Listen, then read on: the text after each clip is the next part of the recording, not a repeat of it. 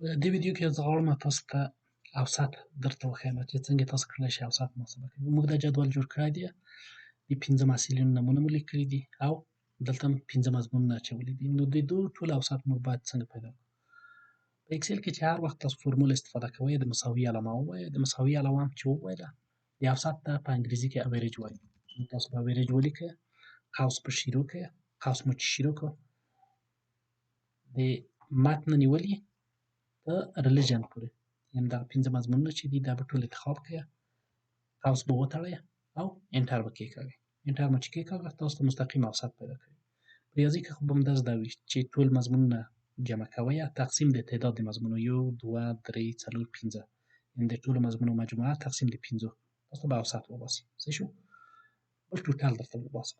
ټوټل یا مجموعه د نمراتو چې یو نفر څومره نمرې وړي. مثلا 15 مضمونه دي، د دغو ټولو مضمونو مجموعه باید 100 شي، البته که ټول کې سلسله اخیستې وي کنه 1500 نمرې باید واخلي.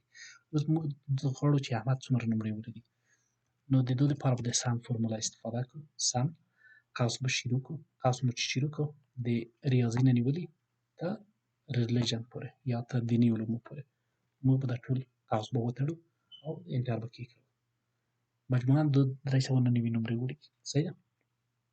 د دې په خاطر باندې چې موږ د نورو هلکانو نمرې هم پیدا کړو، موږ به په دغه د اوریج د لاندې چې کوم فرمول ورکړی په دې خانه باندې به کلیک کړو. د جمع علامه تاسو وینئ، د جمع علامه اوس چاغه یا سپینه ښکاري. صحیح ده؟ موږ به راشو د کونج ته. د کونج ته چې راشو د جمع علامه ډېره وړې او نازکي تور رنګ اخلي. کله چې دا رنګ واخیستو نو د کمپیوټر چپه کلیک او یا د ماوس چپه کلیک به تخته کې دم چې تخته کا کارت به یې کش کړي. صحیح شو؟ نو دا به دغه فرمول کاپي کا د ټولو نورو محصلینو لپاره هم.